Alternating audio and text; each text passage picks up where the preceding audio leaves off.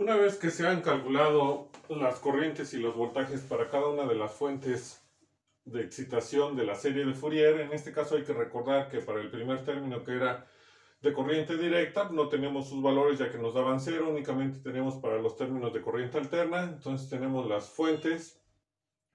resultados de cada una de las fuentes de corriente alterna, tanto de corriente como de voltaje. Entonces lo que hay que aplicar son las ecuaciones y tenemos que la corriente eficaz es igual a la raíz cuadrada del término de corriente directa elevado al cuadrado más un medio de la sumatoria desde n igual con 1 hasta infinito de los términos de corriente alterna elevado al cuadrado. Entonces, como el término de corriente directa era 0, pues 0 elevado al cuadrado es 0, más un medio de, en este caso, la primer corriente que es 0.429 elevado al cuadrado, más 0.168 elevado al cuadrado, que sería la segundo resultado,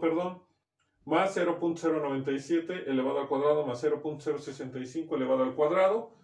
raíz cuadrada de todo ello, y nos queda como 0.336 amperes. Mientras que el voltaje eficaz es igual a la raíz cuadrada del término de corriente directa elevado al cuadrado más un medio de la sumatoria desde n igual con 1 hasta infinito de los términos de corriente alterna elevado al cuadrado. Entonces el término de corriente directa, era 0 en voltaje, más un medio entonces de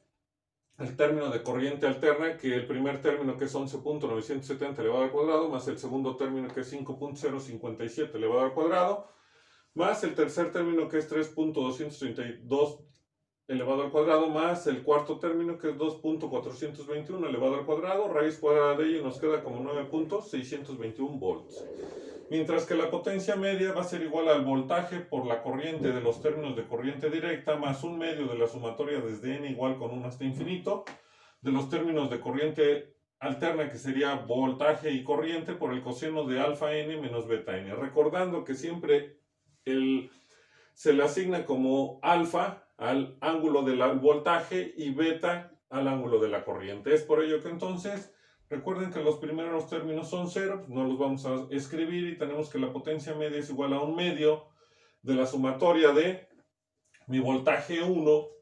que sería 11.97, por mi corriente 1, que es 0.492, por el coseno del ángulo del voltaje es 41.7,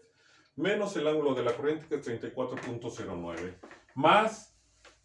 mi voltaje del segundo término, que sería 5.057, por la corriente, que sería 0.68, por el coseno del ángulo del voltaje, que es 21.35, menos el ángulo de la corriente, que es 0.68. Más, vamos con la tercer término, que sería 3.232, que sea el voltaje, más 0.97 por la corriente, por el coseno del ángulo del voltaje, que es 19.33, menos el ángulo de la corriente, menos por el menos, nos da más 11.88,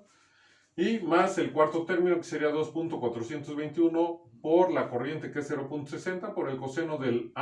voltaje, del ángulo del voltaje, que es 18.79, menos el ángulo de la corriente, que es también negativo, menos por menos nos da más 20.68 grados. Hacemos operaciones y nos queda que la potencia media entre los puntos A y B es igual a 3.137 watts. Recuerden que tanto la corriente como el voltaje y la potencia media se calcularon entre los puntos A y B del circuito que se tenía. Y con esto estaríamos terminando